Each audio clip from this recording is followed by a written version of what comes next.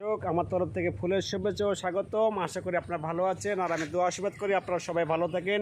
নিত্য নতুনভাবে আপনাদের গাছের সাথে পরিচয় করার জন্য আবারও আসলাম দর্শক। আজকের যে গাছটার সাথে পরিচয় করে দিব দর্শক, এটা হচ্ছে টাকামনির গাছ, টেমনির গাছ।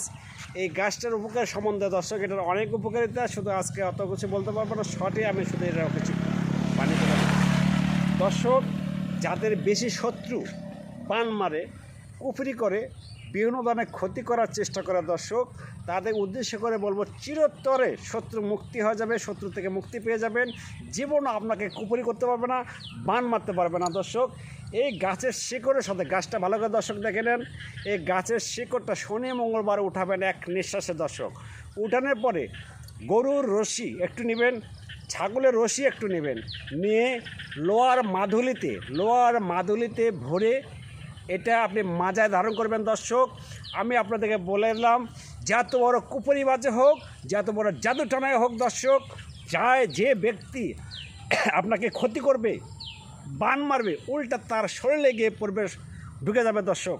এটা মারাত্মক থেকে মারাত্মক উপকার দর্শক। গাছটা চিনে নেবেন, আমার ভিডিওটাকে বেশি বেশি করে শেয়ার করে দেবেন। যারা সমস্যা আছে তাদের কাছে ভিডিওটা পৌঁছে যায়, তার জন্য ভালো থাকে। আমার প্রতি দোয়ার আশীর্বাদ রাখবেন। ধন্যবাদ।